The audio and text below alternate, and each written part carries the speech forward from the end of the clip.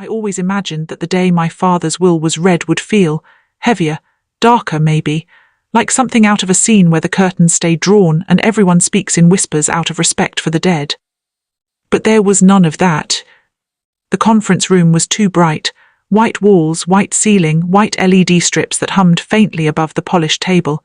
It felt sterile, like a medical ward, except the rot in this room wasn't on the walls. It sat around the table in designer suits.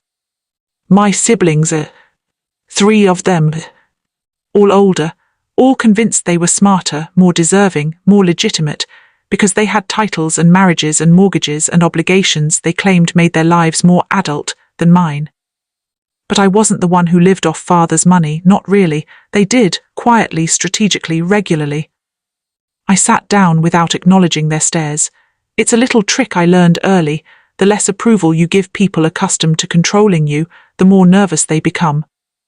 Look who finally decided to show up, my brother Marcus said, leaning back in his chair with that smirk he saves for moments he thinks he's won something. I didn't look at him, not yet. I'm here to listen, I said calmly, placing my phone face down on the table. Of course, I already knew everything, every move they'd made, every meeting they thought they'd kept quiet, every whisper they exchanged when I left the room, but I had trained myself to keep that knowledge under my skin like a quiet pulse. Let's begin, I said without raising my voice. It annoyed them, I could feel it.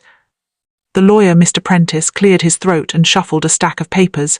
He always looked like someone trying not to sweat, bulky forehead, shiny cheeks, glasses slightly too small for his face, but he was competent, and more importantly he was terrified of being sued, which made him honest in a way my siblings couldn't imitate. As you all know, he said, your father updated his will 18 months ago. This meeting is to finalize the reading and execute his instructions. My sister Clea folded her arms. Let's just get to it, she snapped. I didn't react, but internally I observed the cracks in her voice. Good, she was the easiest one to destabilize. Mr. Prentice adjusted his glasses and read from the will, his voice trembling slightly. To my children, I leave my estate to be divided according to my final instructions, based on their individual roles in my care, involvement in the business, and demonstrated loyalty. Demonstrated loyalty, the words pulsed in the room like an accusation. Marcus smirked again, Clea lifted her chin, Elena, my eldest sister, didn't move at all, she only pressed her lips tighter. I kept my expression neutral, though the words hit me harder than they hit them. Loyalty, he knew exactly what he meant by that, and so did I. Prentice continued. To my son Marcus, I leave the Greenwood property, the vineyard assets and all associated accounts. Marcus exhaled, smug and satisfied. To my daughter Clea, I leave my personal investment portfolio and 40% of the revenue rights from Shaw Holdings. Clea blinked in disbelief, then nodded as if the world had finally acknowledged her worth. To my daughter Elena, I leave the primary residence, the Bridgewater Trust, and 40% of remaining revenue rights. Elena swallowed but didn't smile. She only glanced at me briefly, an odd flicker, almost apologetic. Then came the pause everyone pretended not to expect. And to my youngest child, Alexandra, my name lingered in the air like something they didn't want to breathe. I leave. He hesitated. Marcus leaned forward, Clea's lips curled, Elena closed her eyes. I waited. I leave nothing. Not shock, not outrage, not pain. Just cold silence. I don't flinch when people take from me, I only take note. Prentice continued before they could react. Your father wrote a personal note here. It says, Alexandra already made her choice, my estate will reflect mine. There it was. The triggering quote, the line meant to define me without letting me speak. Marcus exhaled sharply, pretending sympathy. Well, you always wanted independence, right? Clea didn't bother pretending. You cut yourself off from the family, Alex. Actions have consequences. Elena whispered, I'm sorry, but she didn't stand up for me. Not one of them looked surprised, meaning they knew, meaning they'd seen the will beforehand, meaning they'd gone through it and rehearsed their reactions. But I only nodded slowly and said, I see. Marcus scoffed, You're taking this better than expected. I don't see a reason to panic, I replied. You were just cut out of millions, he said, spreading his arms wide as if that would shake me. You should be furious. I don't raise my voice over predictable outcomes, I said. That silenced him. But Claire, always the one to push the blade deeper, leaned forward, hands clasped, voice dripping with condescension. Maybe this is for the best, she said gently. You were never really equipped to handle responsibility. Now you won't have to worry about ruining anything. I finally looked up, straight into her eyes. I don't worry about ruining things, I said plainly.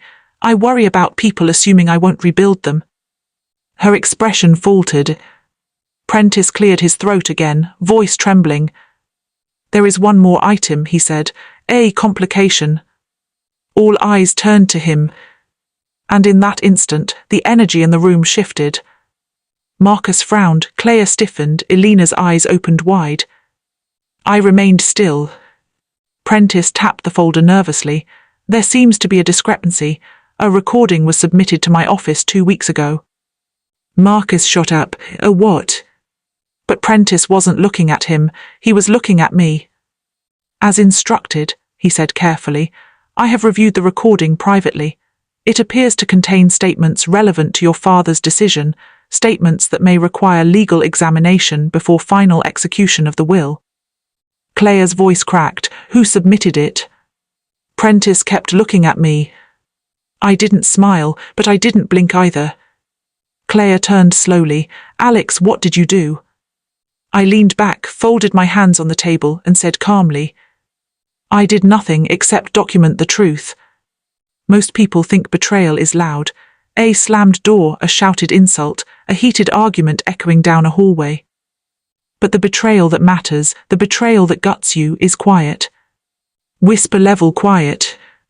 It's the soft conversations people think you can't hear, the exchanges they believe won't follow them, the assumptions they slip into when they forget you're in the room. They forget I've always been the one listening. The recording in question, I didn't stumble upon it, I didn't get it by accident, and I definitely didn't get it from some anonymous source. I recorded it myself. 2 years before my father died. The night everything changed. It was late, past midnight, when I left my father's study. I'd spent the evening reviewing financial projections with him for a project I had pitched months earlier, a project he said was ambitious, in the tone he reserved for things he secretly admired but would never admit outright. He was different when it was just us. He was honest, direct, even proud sometimes, though he wore pride like an uncomfortable coat. But the moment I walked out, the exact moment the voices started, I froze in the hallway. The walls in our home didn't carry sound well, but the study door was ajar by 1/2 inch, the kind of gap people leave when they assume privacy. I heard Marcus first. Dad, you can't let Alex anywhere near the business. She'll ruin everything. My father sighed. She's talented, Marcus. Talented doesn't mean stable, Marcus shot back. She's reckless, you know that. Reckless, a convenient word, easy to use, impossible to prove. Elena spoke next. Dad, she doesn't understand boundaries. She'll take risks that could destroy the company. And then Claire, her voice the sharpest of all. She doesn't care about this family, Dad, you know it. She'll take everything and disappear. I didn't move, didn't breathe. My fingers were already in my pocket, sliding my phone into record mode, not out of spite, not even out of anger. Out of survival. My father shifted in his chair. She's still my daughter. And we're your children too, Claire countered, but it's time you admit she's different. Different. That word held more venom than anything else they'd said. I leaned closer to the door, my pulse steady. Marcus pressed harder. Dad, listen, you keep giving her chances and she keeps. She hasn't failed. My father's voice was tired, worn out, old. She hasn't succeeded either, Marcus snapped. And when you're gone, we'll be the ones forced to clean up her messes. Elena added softly, you know she'll challenge the will, you know she will. Not if there's nothing to challenge, Marcus said sharply. Silence. Thick, heavy, intentional. Then Claire delivered the line that would stay with me for the rest of my life. Cut her out, Dad, for the good of the family. I felt something inside me tighten, not pain, not grief. A cold, precise clarity. My father exhaled shakily. You're asking me to make an impossible decision. You're asking us to live with the consequences of your inaction, Claire said. And then the final blow, Marcus's voice low and certain. She chose her path, now choose yours. The same line my father wrote in the will. Alexandra already made her choice. My estate will reflect mine. Except the version they didn't expect anyone to hear was darker, sharper, more manipulative. I stepped back from the door slowly, quietly. Not shaking, not crying, not breaking. Only thinking, calculating, recording the entire conversation. Not because I planned to use it, not then. But because something in me, something ancient and instinctive, told me this wasn't the end of anything. It was the beginning. So when Prentice announced that the recording was now part of the legal review, my siblings reacted exactly as expected. Marcus slammed his hand on the table. This is ridiculous. You can't just introduce something like that. It was legally submitted, Prentice said. By who? Marcus barked. I raised an eyebrow. Does it matter? Claire pointed at me. You manipulated something. This has to be. Claire, my voice was quiet, controlled. I didn't manipulate anything. I documented reality. That's not possible, she snapped. You weren't even. I cut her off with a look. She froze. Prentice lifted a page from his folder. The recording contains a conversation between your father and the three of you. Elena swallowed hard. Claire's face paled. Marcus shook his head like he was trying to rewrite the moment. Prentice continued. In it, the three of you are heard urging your father to amend the will to exclude Alexandra. Silence. Then Marcus snarled. You had no right. I tapped the table lightly. I had every right, I said. You were discussing my life, my future, my inheritance behind my back in my father's study. Elena whispered, Alex, please. But I didn't let up. And you didn't just discuss it. You pressured him. You cornered a dying man into cutting off his youngest daughter. Marcus leaned forward, face tight. You don't know anything about what was happening. I know enough, I replied, and now so does the lawyer. Prentice looked visibly uncomfortable. Until the recording is authenticated, the will cannot be finalized. Claire hissed, this is insane. That recording is accurate, I offered. She flinched. Elena whispered again, Alex, what do you want? I turned my head slowly toward her. Justice, I said, then added after a beat, and the truth. Claire scoffed. You think this makes you look good, sneaking around and recording us? I didn't sneak, I said calmly. I stood outside the study door because I'd forgotten my folder. You assumed I'd left the house. Marcus gritted his teeth. You planned this. No, I said, you forced this. Prentice cleared his throat again. If the recording is authentic, it may result in legal grounds to contest the will on the basis of undue influence. Marcus froze. Claire's jaw dropped. Elena covered her mouth. I only said, I know.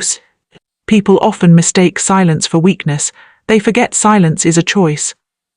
While the three of them spiraled, talking over one another, scrambling for excuses, trying to convince Prentice that the recording was taken out of context, I sat there perfectly composed.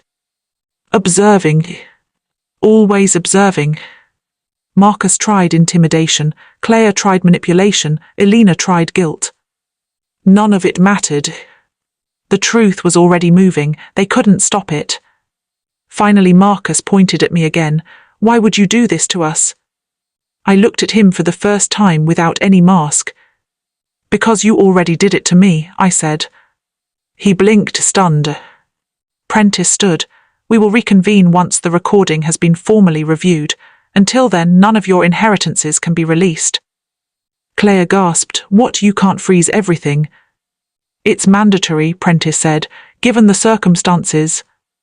Marcus swore under his breath. Elena whispered something I didn't catch. I stood. calm, collected, ready. As I walked toward the door, Claire's voice sliced through the air. Alex, don't walk out like you've won. I stopped, turned slightly. I haven't won, I said quietly. Not yet. Marcus sneered. Then what are you even doing? I looked him dead in the eyes. Preparing. And with that single word I left the room, letting the silence behind me settle like dust over their panic. The war had begun, and they never saw the rest coming. I didn't go home after the will reading. Home was too quiet, too predictable, and predictable spaces make people complacent. I don't do complacent. Instead, I walked 2 blocks down to the cafe on the corner, a small place with matte black walls, warm lighting, and tables spaced far enough apart that no one could overhear anything unintentionally. I've done some of my best thinking here. The barista nodded when I walked in. Your usual, he asked. Yes, I replied, extra hot. I slid into my corner booth, the one with a clear view of the door. Sitting with my back to an exit is something I haven't done in years, not after I learned how quickly people can change when they think you're not paying attention. 10 minutes after I sat down, my phone buzzed. Private number. I answered immediately. Is this Alexandra Shaw? A voice asked. Yes. This is Susan Barrett. I work with audio forensics. Mr. Prentice asked me to reach out. Perfect. What's the status? I asked. I'm at the office now. I ran the recording through first-pass analysis. There are no signs of edits, cuts, or manipulation. It's clean. I leaned back against the booth, tapping my fingers lightly on the table. Good, better than good. And the voices? I asked. Matched. All of them, I said. Yes, she confirmed. Your siblings' voices are distinct. The father's voice as well, assuming the timestamp you gave is accurate, it seems authentic. I closed my eyes briefly. Timestamp is accurate. Then the recording is legitimate, she said. I'll have the full report ready in 72 hours. Thank you, I replied. I ended the call. 3 days, 72 hours. That's how long I had before everything changed. And the key to winning any battle, especially a family war, is knowing what your opponents will do before they do it. They would panic, they would strategize, they would turn on each other, they would blame me, they would blame each other, and finally they would make mistakes. And mistakes, I can weaponize those. The second I stepped out of the cafe, my phone vibrated again. This time it wasn't a private number. It was Elena. Interesting, she was always the least confrontational of the three, but the most perceptive, which made her the only real threat if she ever decided to grow a spine. I let it ring twice, then answered. Alex, she said, breathless, where are you? Around, I said. Can you come home, or can I come to you? Wise. Her voice cracked. We need to talk. No, I said calmly.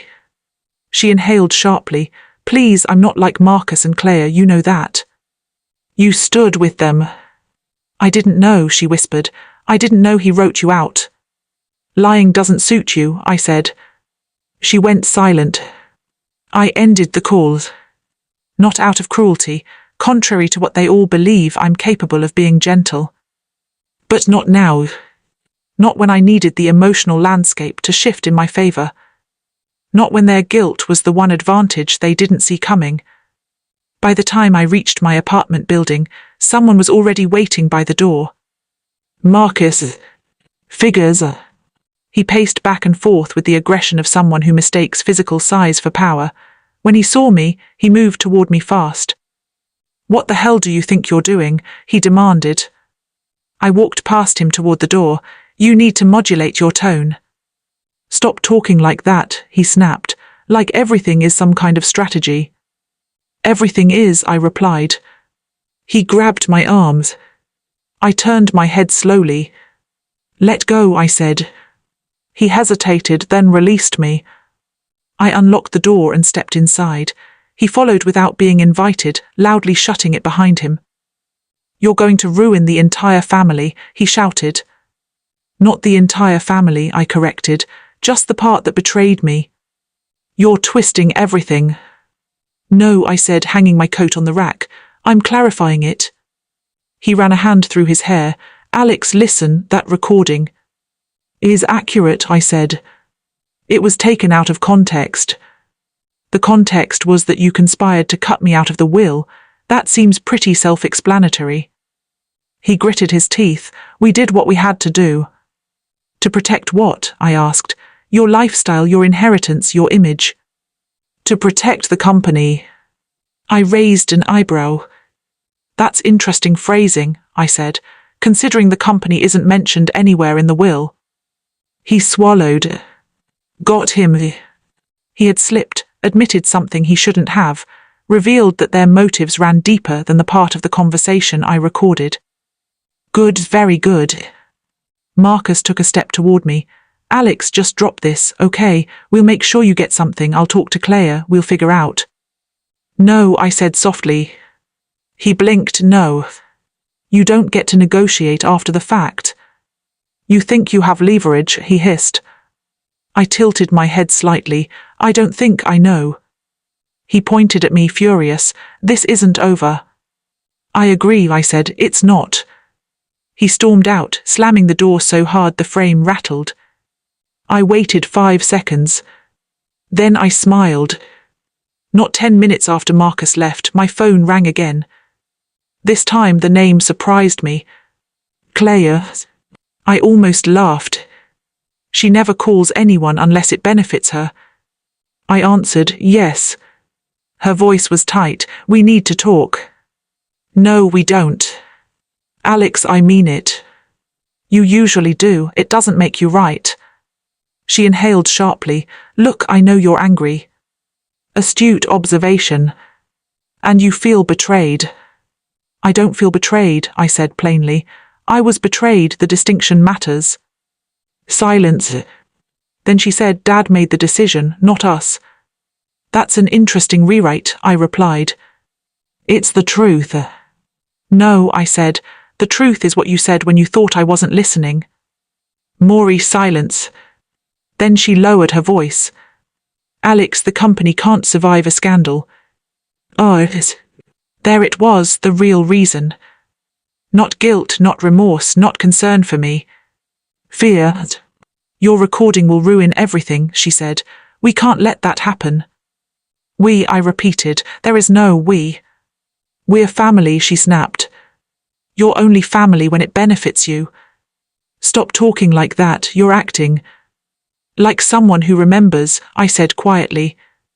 She froze. Then in a small voice she said, What do you want? There it was. The question they should have asked 2 years ago, the question they were afraid to hear the answer to. But I wasn't ready to tell her, not yet, not until the pieces were exactly where I needed them. So I said the one thing guaranteed to unnerve her. I want you to wait. She exhaled shakily. Wait for what? You'll know, I replied and ended the call.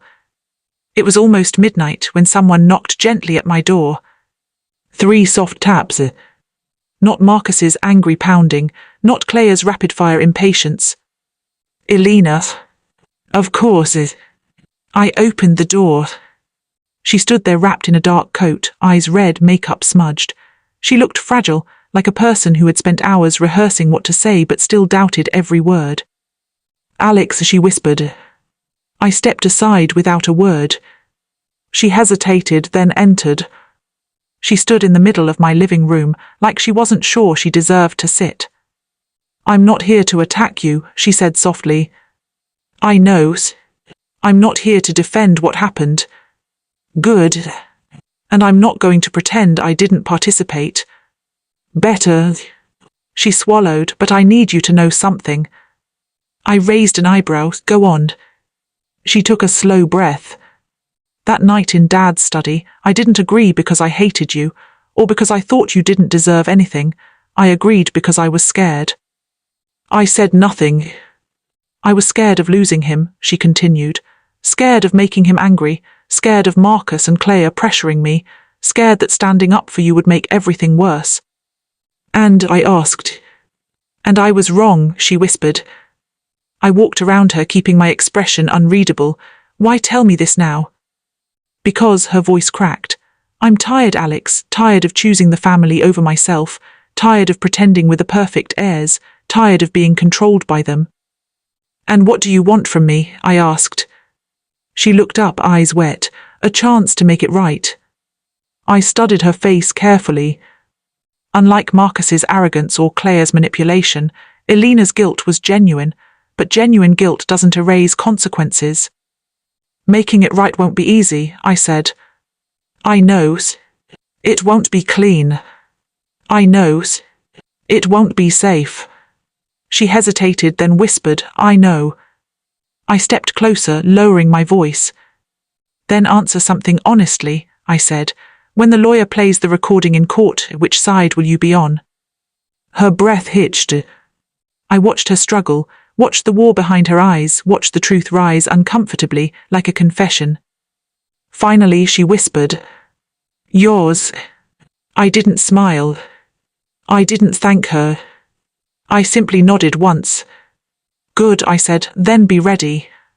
Ready for what? She asked. For what happens, I replied. She left without another word. And for the first time in years, I felt something strange. Not forgiveness, not affection, not trust. Alignment. A powerful thing when used correctly. The mistake came sooner than I expected. The next morning my phone bounced with notifications, 2 texts from Marcus, 5 from Claire, 3 missed calls from Elena, a dozen emails from unknown senders. But one message stood out. A forwarded screenshot from one of my father's former employees. It was a photo of Marcus and Claire walking into a law firm with a reputation so bad it may as well have fangs. Underneath it the text read, They're planning to challenge the recording. They're desperate. I stared at the message for a full 10 seconds. Then I whispered, Good.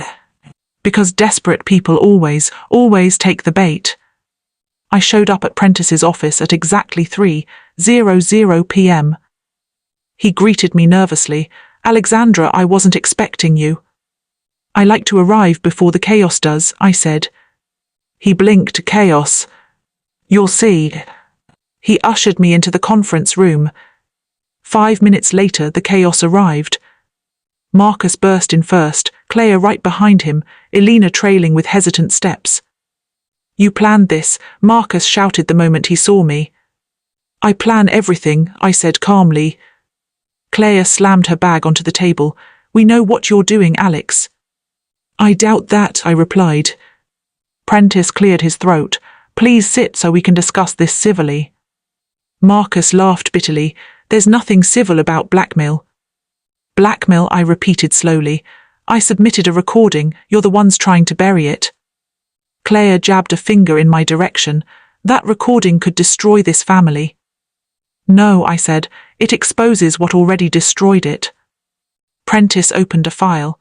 Before we continue, I need to inform all of you that preliminary forensic analysis has confirmed the recording is not manipulated.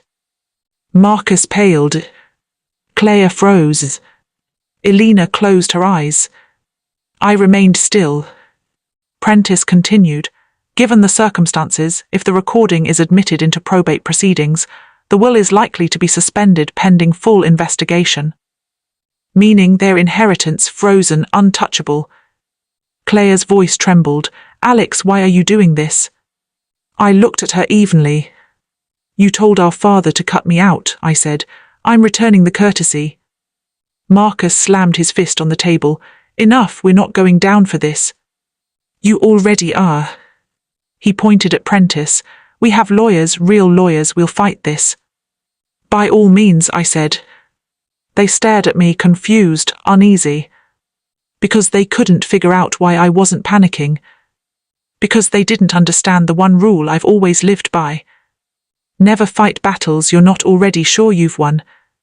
As they argued, loud, frantic, spiraling, I simply watched. Because there was one thing none of them knew. One thing they never suspected. One thing I had prepared for the moment I pressed record 2 years earlier. A detail subtle enough to overlook, a detail deadly enough to change everything. A detail that, once revealed, would crack their world open from the inside. But not yet. Not today. Today was only the tremor before the earthquake. So while they panicked in Prentice's office, drowning in their own words, I stood, gathered my things and said calmly, "I'll see you all at the final review." Marcus glared, "You won't win." I paused at the door. "Marcus," I said softly. "What?" he snapped. "I already have." And as I stepped into the hallway, I heard Claire's voice tremble behind me. "She knows something she's not saying." "She's right." "I do. And soon they'll know it too." I didn't sleep the night after the confrontation in Harold's office. Not because I was scared. Because I was finally, painfully, exquisitely awake. There's a kind of clarity that only comes after someone tries to bury you alive, a kind of focus that's almost clinical, detached, like watching your own life through glass. That's what I felt as the sunrise pushed through my curtains, a glass-sharp awareness. Everyone thought they had me cornered. My siblings, their spouses, the smug attorney from the firm my mother favoured, even Harold, though he didn't say it, even the judge who dismissed my initial challenge, and especially my mother, who believed that rewriting the will and freezing me out would leave me powerless. They all miscalculated. My hand drifted to the drawer beside my bed. I opened it just wide enough to see the little black USB drive lying inside. Dad's voice was inside that drive. His real voice, not the polished, performative one he used when the rest of the family was around, but the voice he used when he spoke to me at 2 a.m. on the porch, when he thought I wasn't strong enough to face the people who pretended to love him. The voice they would never expect. The voice they didn't know existed. They thought they had erased me from his story. They had no idea I was holding the last chapter. The message from Harold came at noon. "Your siblings requested a family meeting. Today, 5 p.m. my office." Of course they did. I showered, dressed in quiet black, and drove without music. Silence helps me think. It helps me remember every word, every gesture, every lie. When I arrived, they were already there. My brother Daniel, leaning back in the leather chair like he owned the place. His wife perched beside him, not speaking but very intentionally present. My sister Grace sitting rigid, her pearl earrings trembling. She had always pretended to be the diplomat in the family, but her hands gave her away. They shook every time she lied. Mom sat in the center, as if she were the axis of the world. And Harold stood by the window, carefully neutral. The only person in the room who understood his reputation depended on how he handled what was coming next. Before I could sit, my mother said in that clipped, rehearsed way of hers, "Let's be clear, you're not here to renegotiate anything." I smiled, slow, deliberate. "You keep saying that like it's supposed to make me nervous." She pressed her lips together. Daniel exhaled sharply, the condescending laugh he always used when he thought he'd already won. Grace spoke first. "Look, we don't want this to drag out. You're making things harder than they need to be." I turned to her. "For who?" She flinched because she'd expected me to fold. They always expect the one they underestimate to fold. But then Daniel leaned forward, steepling his fingers, the superiority radiating off him in waves. And he said the line that snapped the air in half, the new triggering quote, the one that would define part 3. "Dad didn't trust you. He told us you were weak. That's why he didn't leave you anything." The room went absolutely silent. For a second, no one breathed. Then I laughed. Soft, controlled, too controlled. Daniel's confident expression flickered. I leaned forward, elbows on my knees, and said quietly, "Funny, that's not what he said the night before he died." Mom's eyes flashed, panic fast, then gone. Grace swallowed. Daniel didn't understand what he'd triggered, not yet. But Mom did. She was the only one who realized I had just laid a trap. A perfectly baited, perfectly timed trap. I slid my phone onto the table. I didn't press play, I didn't unlock anything, I didn't even touch the recording. I simply set it there. And every face in the room changed. Grace went pale, Daniel frowned, confused. Mom froze, truly froze, for the first time in my life. Harold stiffened like a man who knew a storm was coming, one he couldn't legally stop. Finally, Daniel barked. "What is that?" I looked at him the way a surgeon looks at a patient who doesn't understand the diagnosis. My mother stood so fast her chair screeched. "Don't you dare," she said, voice trembling. "You don't know what you're doing." But she was wrong. I knew exactly what I was doing. I wasn't revealing the twist, not yet, but I was revealing the fact that I was no longer playing on their board. I had built my own. Grace tried to regain control. "Look, whatever you think you have." I cut her off. "Don't finish that sentence." She blinked, startled. "Why?" I tilted my head. "Because you're about to lie, and I don't want to have to correct you in front of everyone." Daniel stood now too. "You think you can intimidate us with some phone on a table?" I didn't even look at him. I spoke to Harold instead. "Do you know what's funny?" He hesitated. "What?" "The law doesn't care who someone pretends to love. It only cares about what they actually said." Harold's jaw tightened. Mom whispered stop, but it came out as a plea. That was new. My mother didn't plead. Daniel pointed at me like a child tattling. "There is no recording, she's bluffing." Grace whispered, "Are you?" I didn't answer. Silence is sometimes louder than shouting. Mom stepped toward me, her voice rising, brittle, cracking, revealing a crack in her armor I'd never seen before. "You don't understand the consequences of this." I finally looked her dead in the eyes. "Oh, I do, I just don't think you do." Something in her expression collapsed. Something she had built her entire reputation on. Something she never wanted anyone to see. And that's when I realized, for the first time, she was afraid of me. Not annoyed, not irritated. Afraid. And that fear told me more than any confession ever could. I picked up the phone, slid it back toward myself and said quietly, "If you want to know what Dad actually said, you'll come to the next meeting prepared to hear the truth, all of it." Daniel scoffed. Mom whispered something I'd never heard her say in my life. "Please don't do this." I stood smooth and deliberate. "Oh, Mom, I'm not the one who started this." I walked to the door, opened it, stepped into the hallway. Before I left, I added one last line. "I'm just the one who's going to finish it." Then I shut the door behind me.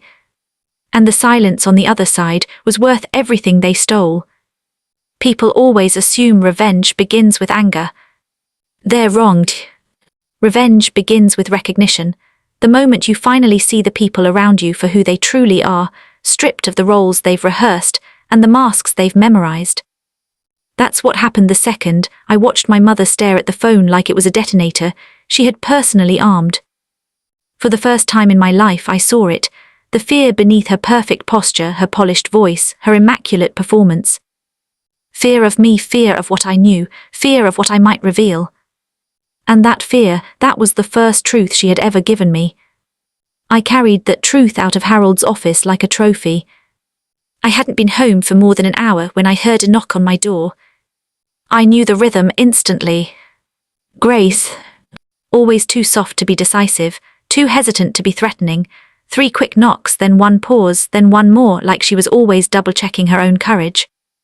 I opened the door. Her eyes were already shiny with tears. "Can we talk?" she whispered. I leaned against the doorframe, arms folded. "Is this an intervention or a confession?" She looked down. "Good, let her feel the weight of this." I just want to understand," she said softly. "What was on that phone?" I stepped aside. "Come in then, but don't sit down. You won't be staying long." She slipped inside, clutching her purse like it contained her spine. Grace hovered in the center of the living room, eyes darting, hands fidgeting. She looked like someone who wanted to apologize but didn't know which betrayal to start with. "It wasn't my idea," she said quickly. I raised an eyebrow. "The wills, everything." I walked to the counter, poured myself water, didn't offer her any. Grace, I said calmly, people only rush to confess when they fear the evidence is stronger than the lie. So what exactly do you think I know? Her throat bobbed. She had expected sympathy. She had forgotten who I had become. We didn't mean to cut you out completely, she said.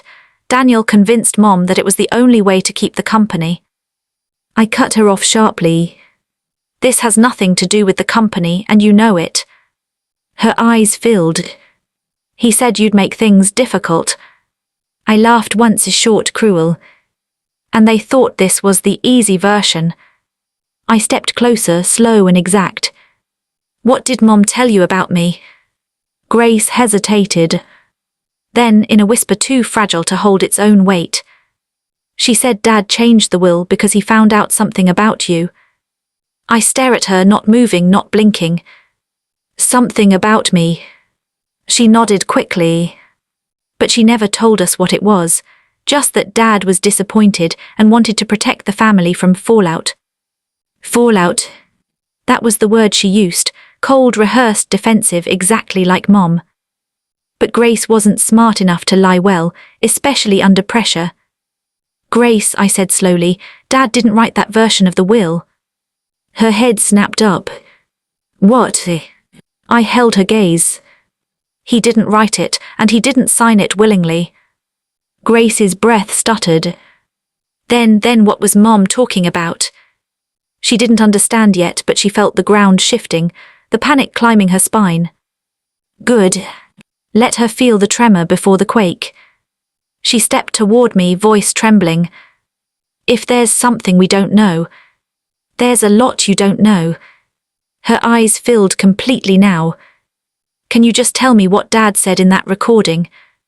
I studied her, not her face, her posture, her fear. Fear of the truth, fear of losing control, fear that everything she believed about our family was built on a lie she actively helped maintain. Finally I answered, but not the way she wanted. When the time is right you'll hear it, not before. Her shoulders caved. Why are you doing this? I stepped closer, close enough for her to inhale the calm on my breath. Because all of you decided who I was without ever asking, now it's my turn. She shook her head, backing toward the door. This won't end well. I smiled. It won't end the way you want, that's different. She left without another word. I locked the door behind her. I hadn't even turned away from the door when my phone buzzed. Mom. She never called me, she summoned me, she requested me, she emailed. But calling, that was new. I let it ring twice before answering. Yes. Her voice was tight, barely controlled. We need to talk tonight. No. She inhaled sharply. This isn't optional. Neither am I. Silence. Then, in a voice that betrayed every crack she was trying to hide. You don't understand how dangerous this is. I spoke softly, icily. For who? She didn't answer. She didn't have to. We both knew. Before hanging up, I said one final line, slowly, deliberately, word by word. Mom, the problem isn't that I know the truth. The problem is that you know I'm finally ready to use it. I ended the call. And for the first time since all of this began, I felt something I hadn't felt in years. Control. My mother chose the location, which already told me she was afraid. When she wants power, she chooses her territory, her house, her office, the club, anywhere with marble floors and curated silence. But tonight, she chose a neutral location, a public place, a hotel lounge she never uses. Safe, visible, witness-friendly. Which meant one thing. She no longer trusted herself around me. Good. Let her tremble.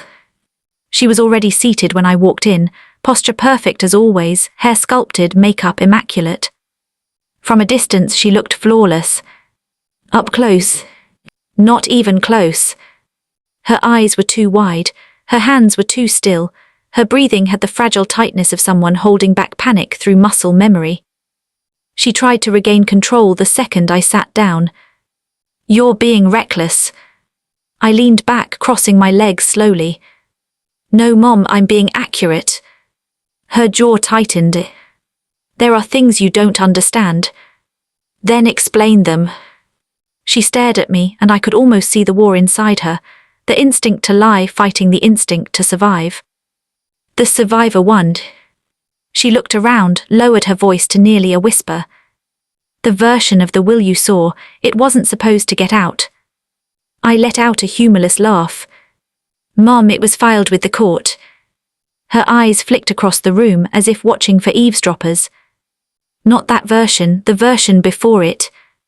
I went absolutely still. Before. She nodded once tightly. There were multiple drafts. Her voice trembled on the word multiple. A controlled woman only trembles when she's standing near the edge of a truth she never meant to reveal. I kept my expression blank. Wise. She stared down at her hands. Something I had never seen before. Shame. Because your father, she paused, the swallow in her throat was too loud, changed his mind. I didn't move. Not a blink. Not a breath. Just silence, the kind that makes liars bleed truth. She continued, voice strained. He wasn't himself at the end. He was emotional, confused, saying things that didn't make sense. I kept my voice calm. And what exactly did he say? Her eyes flashed not anger but fear. It doesn't matter. It does to me. She shook her head fast, as if trying to erase the memory itself. He didn't understand the consequences. He was upset with everyone. He would have ruined everything. I tilted my head. Everything's for who? She froze. She hadn't expected the question framed that way. She hadn't expected me to see through her. Good. Let her drown in it. She inhaled sharply, then said something she absolutely did not mean to say. Your father was going to undo the entire inheritance structure. I leaned forward. Soft, steady, predatory. Wise. She blinked. Too slow. Too late. Her mask was slipping. Because of you. The words hit the table like a dropped weapon. I didn't move. Didn't look away. What about me?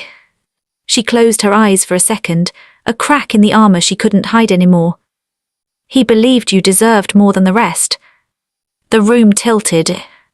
Not for me, for her. Because the moment she said those words, she knew she had made a catastrophic mistake. Her eyes flew open. Her breath hitched. Her hand trembled. And then she whispered, I shouldn't have said that. I spoke quietly, too calmly for her comfort. No, you really shouldn't have. She reached across the table, fingers shaking. Listen to me, whatever you think you have, whatever you think you know, drop it, please. I didn't move my hand. I let hers hang there in empty space, an offering I had no intention of accepting. Wise. She swallowed. Because if you push this, you won't be the only one who gets exposed. I stared at her, expression flat. Who else? Her voice dropped. All of us. There it was. The truth she had tried to bury deeper than the will. The truth they had rewritten, repainted, revised, anything to avoid confronting it. The truth I had always suspected. I sat back slowly. Mom, I kept my voice soft, almost gentle. What exactly did you all do? She didn't answer. She couldn't answer. Not without detonating her entire world. She took a shaky breath and whispered, You have to trust me. I laughed. A short, sharp sound that made her flinch. Why would I trust the people who erased me? Her eyes filled with panic, not guilt. We were trying to protect the family. I leaned in, letting every word land like a blade. You weren't protecting the family, you were protecting yourselves. She looked like I'd slapped her. Because she knew it was true. She attempted one of her old intimidation tactics. She leaned forward, expression icy, voice low. You don't know what you're risking. I met her cold for cold. Neither do you, but you're about to. My mother wasn't used to losing control. She was the kind of woman who could bend a room with a single glance, who could silence entire dinner tables with nothing but the raise of her eyebrow. She didn't argue, she declared, and everyone obeyed. But tonight, she wasn't declaring anything. She was reacting. To me. To the recording. To the truth she couldn't bury anymore. She tried one last tactic, the only one she had left. Fear. Not hers, mind. If you keep pressing, she said, voice trembling but still coated with the old authority, you will destroy this family. I let the silence drag. Long enough for her to feel the shift, long enough for her to feel how little her threats meant now. This family was already destroyed, I said calmly. You're just upset I finally noticed. She inhaled sharply. Like the words had landed somewhere she wasn't protected. Good. She leaned forward, lowering her voice even further. There are people involved who won't tolerate exposure. I tilted my head. What people? She hesitated too long. Way too long. A hesitation like that isn't indecision, it's terror. Associates, she whispered. A useless, vague word that meant everything and nothing. Associates, I echoed, or accomplices. Her eyes flashed. The wrong kind of flash. Not anger. Not offense. Guilt. She caught herself, straightened her posture. Injected ice back into her tone. You're not hearing me. I smiled faintly. I'm hearing every word you're trying not to say. Her jaw clenched. She knew I was right. She knew she was slipping. And she knew I would not stop until she broke. Then she did the unthinkable. She reached for my hand. Her fingers brushed mine, cold, trembling, desperate. Please, she whispered, I'm begging you, put the recording away. I didn't move, didn't flinch, didn't give her the dignity of a reaction. Just a single, quiet sentence. Dad wanted the truth heard. Her grip tightened. You don't know that. I met her eyes. Steady, unblinking. I do. Her face drained of color. Because she knew. She knew exactly what I meant. She knew I had evidence she never intended anyone to find. And suddenly, painfully, visibly, she lost the last crevice of control she had been clinging to. Her composure cracked like thin ice. You think you're ready for this? You think you know what you're stepping into? Her voice was rising now, shaking, breaking. You have no idea how deep this goes. I felt something cold and clear settle through me. Then enlighten me. Her lips parted. She looked like she wanted to tell the truth for the first time in years, but the fear strangled her voice. All she managed was, if you play that recording, everything we built will collapse. I tilted my head slightly. Wait. Her eyes widened. She realized her mistake instantly. Realized she had included herself in something she never intended to admit existed.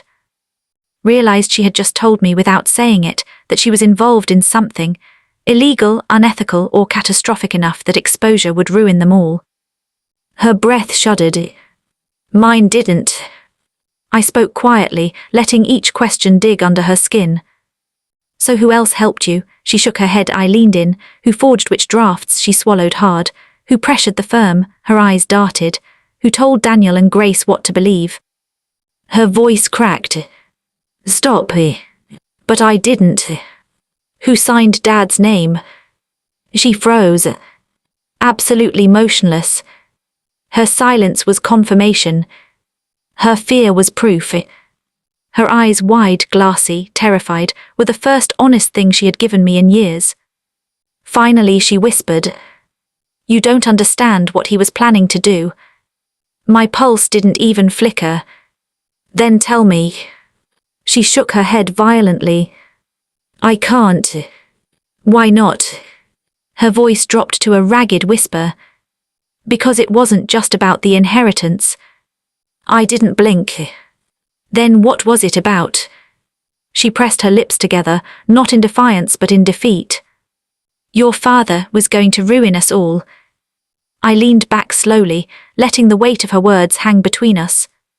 Then quietly, or he was going to reveal something you were terrified people would find out.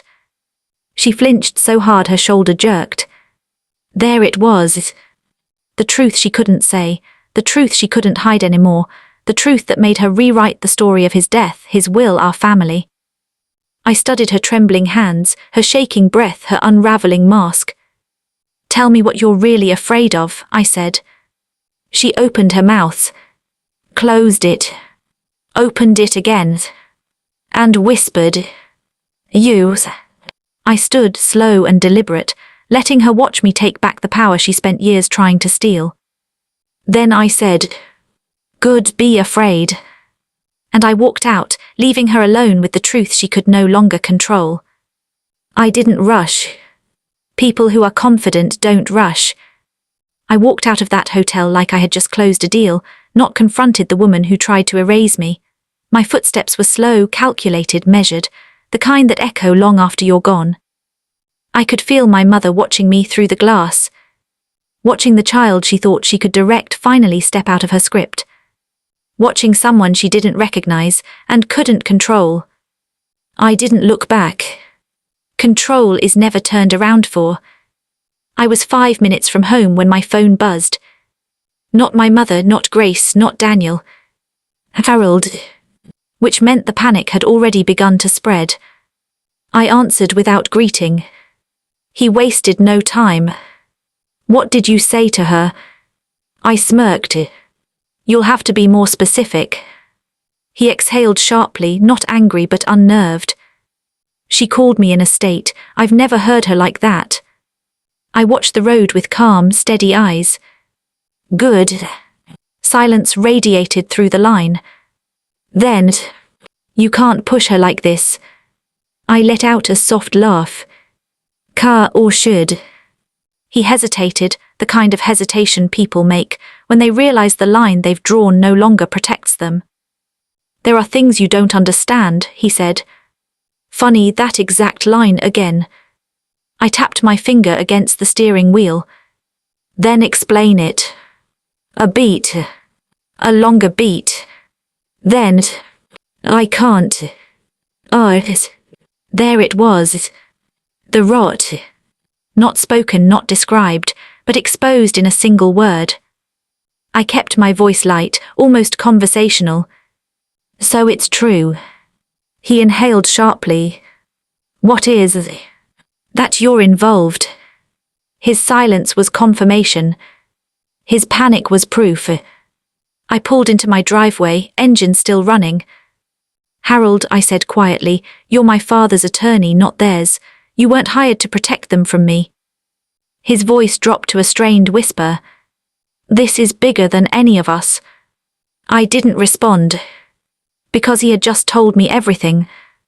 Not the details, not the names, not the crime, not the scheme. But the scale. The size. The weight of what they were hiding. I ended the call without another word. When I walked into my house, it was dark. Not unsettling dark. Intentional dark. Calm, controlled. The kind of darkness people sit in when they need to think. I didn't turn on the lights. I let the quiet settle around me like dust. Then I walked to my desk drawer, opened it, and pulled out the USB drive. I held it between my fingers, feeling the weight of what was inside. Dad's voice. His real voice. Not the rewritten version they wanted the world to believe. Not the edited man they sculpted to justify their choices. His truth. His story. His warning. I didn't play it. Not yet. I didn't need to hear it to know the power it held. But as I stood in the dark, fingers curled around that little drive, I realized something important. This wasn't just about being cut out of the will. This wasn't just about inheritance or favoritism or old family politics. This was about the last thing my father ever tried to do. Something they stopped. Something they covered. Something they lied about. Something they were terrified I had discovered. And the more terrified they became, the clearer the truth became. It was past midnight when it happened. A single knock, firm, measured, not frantic like grace, not timid like guilt. Someone confident. Someone who thought they were in control. I slipped the USB into my pocket before opening the door. Daniel stood there, hands in his pockets, face still and unreadable. But his eyes were lit with something sharp. Not anger, not panic, determination. He stepped forward slightly. We need to talk. I blocked the doorway with my body. No, you need to talk, I'll listen. He clenched his jaw, a tiny controlled expression of frustration. You're going to ruin everything. I looked him dead in the eyes. No, Daniel. I stepped closer.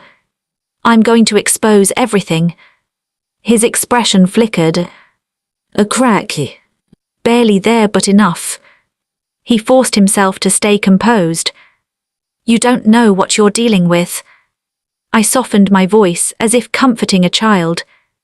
Then tell me. He shook his head. I can't. Won't. Can't, he repeated. Which meant something had its claws in him too. Something he was afraid to name. Something he was protecting himself from more than me. He swallowed. Hard. Then in a voice barely above a whisper. You're not the only one Dad trusted. My eyes narrowed. What does that mean? He stepped back. Not retreating, withdrawn. Afraid of what he might say next. Just stop pushing. I didn't. Why? He hesitated. Then whispered. Because if you keep going, you're going to find out something you won't be able to forget. I held his gaze unblinking. Good. He froze. I leaned slightly forward. I'm done forgetting. I shut the door in his face. Quietly. Deliberately. Finally. In the dark, with the USB drive in my hand, I whispered to no one. Whatever you were all so afraid of, I'm ready to hear it. The house was silent. The kind of silence that presses on your ears and makes the blood in your veins feel like it's vibrating. I sat at my desk, the USB drive resting on the table. I didn't play it, not yet, because part 3 wasn't about revelation, it was about positioning, control, power, fear. I could feel it in the walls, in the shadows, even in the faint ticking of the clock. Everything was shifting. My family, my mother, Daniel, Grace, all of them were reacting without knowing what would happen next. And I was ready. I had always been ready. I poured myself a glass of water, standing in the darkness, thinking about the meetings, the confrontations, the whispered threats, and the confessions I had forced out of them without them even realizing it. Mom's fear, Grace's panic, Daniel's hesitation, Harold's unease. Each one of them was a step closer to the truth I was holding, the truth they had tried to erase. And now it was mine. I held the USB in my hand, a small, unassuming object that carried the weight of years of lies, deceit, and betrayal. I whispered to the empty room. Everything changes now. Because it did, not yet for them, but for me the shift was complete. For the first time in my life I wasn't just reacting, I was driving the narrative. I wasn't just the one excluded from the will. I was the one holding the evidence that could unravel them all. The next day I sent the meeting request. No explanation, no warnings, just a time, a place, and a simple note. You need to hear this. Mom, Daniel, Grace, and Harold arrived like clockwork, each one carrying their own panic beneath the surface. They didn't look at each other. They looked at me, waiting, hesitant, unsure what I would do first. I let them stew. I watched their micro-expressions, the way their hands trembled as they reached for coffee cups that weren't there, the way Mom's jaw clenched before she realized it, Grace's nervous tapping, Daniel's impatient shifting in his chair. Perfect. This was the calm before the storm mine. I didn't start with words. I set the USB drive on the table. The tiny black rectangle gleamed like a warning. No one dared touch it. Finally, I leaned back, crossed my arms, and let the silence stretch. Mom was the first to speak. "What do you think you're doing?" I smiled, a slow, deliberate smile. "What I should have been doing the moment you tried to erase me." Daniel scoffed. "You think a recording changes anything?" I met his gaze, calm and unwavering. "Not changes, reveals." Grace swallowed hard, eyes darting between us. The fear in her face was deliciously raw. I clicked play on the USB. The room went silent except for Dad's voice, clear, raw, and unmistakably his. I didn't speak, I didn't need to. His words carried the weight, each one a hammer striking through the lies my family had built around him. To anyone listening, never trust the smiles that hide fear. They will try to rewrite everything you loved. Protect what matters. Do not let the greedy control the story. I paused the recording. I let their eyes meet mine. I let the words sink in. "Everything you did," I said slowly, "was to protect your own comfort. You thought you could erase me, but you forgot one thing: I was paying attention." Mom's lips parted, Daniel's fist clenched on the table. Grace whispered, You recorded him." I nodded. "Every conversation I could, every late-night confession, every moment you thought I wasn't listening, it's all here." And then I played the part they hadn't expected, the part that shattered their composure.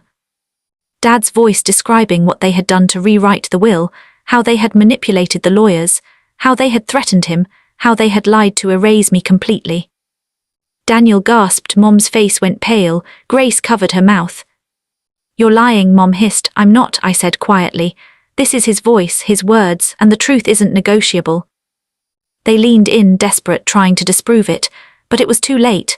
I had them exactly where I wanted. I stood, the room shrank around them because I didn't need to raise my voice. I didn't need threats. I didn't need anger. "You tried to take my inheritance, my place in the family, my father's story, and you failed.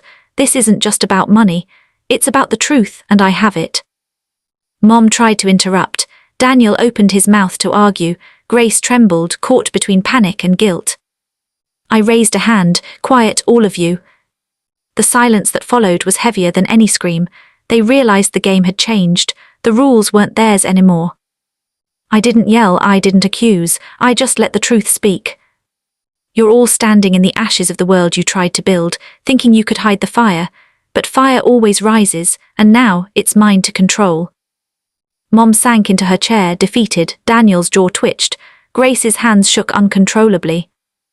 Harold looked at me, silently acknowledging. I had won the narrative, the psychological edge, the moral high ground.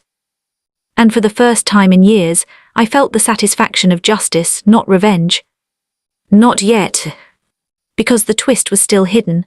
The final reveal would come later, but tonight I had stripped them of their power. Tonight I had claimed my father's voice. Tonight I had claimed my story. And in that moment, I knew one thing with absolute certainty. No one would ever underestimate me again.